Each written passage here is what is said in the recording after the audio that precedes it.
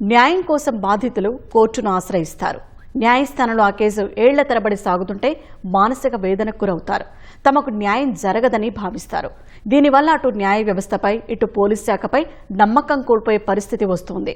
అయితే ప్రజల్లో చట్టాలపై విశ్వాసం సన్నగిల్లకుండా ఏలూరు జిల్లా పోలీసులు ప్రత్యేక చర్యలు చేపట్టారు. పెండింగ్ కేసుల్లో బాధితులకు న్యాయం చేసేందుకు కృషి చేస్తున్నారు. పోలీస్ శాఖ తీసుకున్న చర్యలేంటి?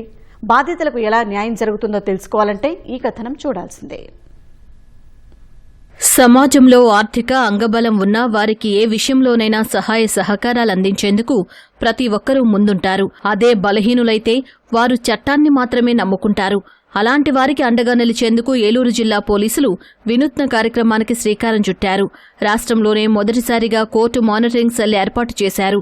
బాధితులకు న్యాయ సహాయం అందించేందుకు ఈ కోర్టు మానిటరింగ్ సెల్లో ప్రత్యేకంగా ప్రభుత్వ న్యాయవాదులు, ప్రత్యేక పీపీలు, అదనపు పీపీలు, పోలీసు ఉన్నతాధికారులను సభ్యులుగా నియమించారు.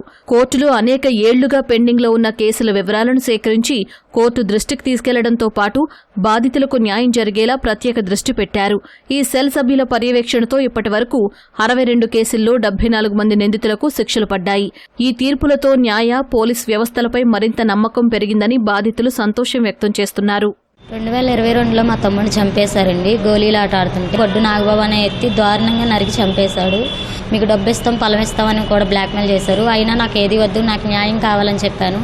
న్యాయం కోసమే నేను పోరాడానండి. న్యాయం కూడా జరిగింది. నాకు లైఫ్ శిక్ష పడిపోయిందండి. మాకు చాలా సంతోషంగా ఉంది. 2024 సంవత్సరంలో మా హస్బెండ్ గారు క్రికెట్ ఆడడానికి వెళ్ళిన అక్కడ రూల్స్ మాట్లాడే క్రమంలో గొడవ జరిగింది. నా భర్తని చంపిన వాళ్ళకి 5 ఏళ్ళు జైలు శిక్ష పడింది. నాకు 3 lakhs కాంపెన్సేషన్ కూడా చెప్పారండి, ప్రకటించారు.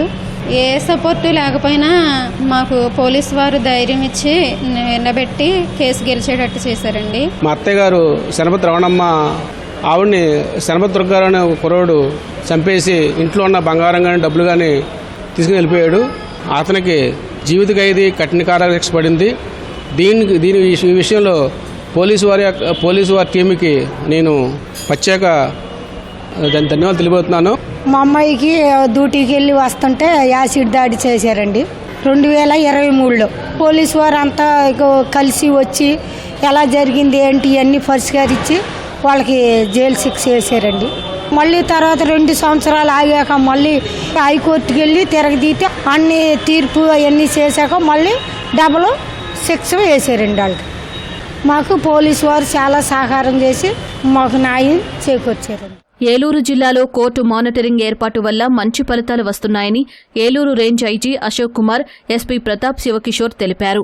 పెండింగ్ కేసుల పర్యవేక్షణతో కోర్టుల్లో బాధితుల సమస్యలు పరిష్కారం అవుతున్నాయని చెప్పారు. ఏలూరు జిల్లాలో గత సంవత్సరాల కాలంగా కోర్టు మానిటరింగ్ సెల్ ఏర్పాటు చేసి ఇంపార్టెంట్ కేసు అన్నింటిని కూడా ప్రత్యక్షంగా పర్యవేక్షిస్తూ జిల్లా ఎస్పీ గారు తీసుకున్న చర్యలు చాలా సత్ఫలితాలు ఇచ్చాయి. రాష్ట్ర ముఖ్యమంత్రి గారు కూడా ఈ సిస్టమ్ని రాష్ట్రం అంతా అన్ని జిల్లాల్లో ఏర్పాటు చేయమని చెప్పారు. ఏలూరు రేంజ్లో కూడా అన్ని జిల్లాల్లో కూడా ఏర్పాటు చేశాము. దానివల్ల మంచి ఫలితాలు వస్తున్నాయి. 90% కేసెస్ కన్విక్షన్ రాకపోవడానికి కారణం ఏంటంటే డిలేస్ అవ్వడం వల్ల ఈ ఎవరైతే వ్యక్తులు కేసు పెట్టుంటారో వాళ్ళే హాస్టైల్ అయిపోతారు. కోర్ట్ మానిటరింగ్ సెల్ వచ్చినాక ఏం చేస్తున్నామంటే వాళ్ళని ముందు నుంచి కౌన్సిలింగ్ చేయడము, వాళ్ళందరితోటి రాజీ పడకుండా గవర్నమెంట్ వాళ్ళకి ఎట్లాంటి కాంపెన్సేషన్ వస్తుందో చూపించడము, ఇట్లాంటి కార్యక్రమాలు చేస్తే చాలామంది వేరే వాళ్ళు రాజీ పడబోయే వాళ్ళు కూడా వీళ్ళని చూసి వాళ్ళు ఇచ్చే డబ్బుకి ఆశపడాల్సిన అవసరం లేదు. మనకి ఏదైనా అన్యాయం జరిగితే గవర్నమెంట్ కూడా మనకి కాంపెన్సేషన్ ఇస్తుంది. సో తప్పించుకోవాలనుకున్నవాడు ఎవరు తప్పించుకోకుండా మన వాళ్ళు శిక్షలు పడింపజేశారు.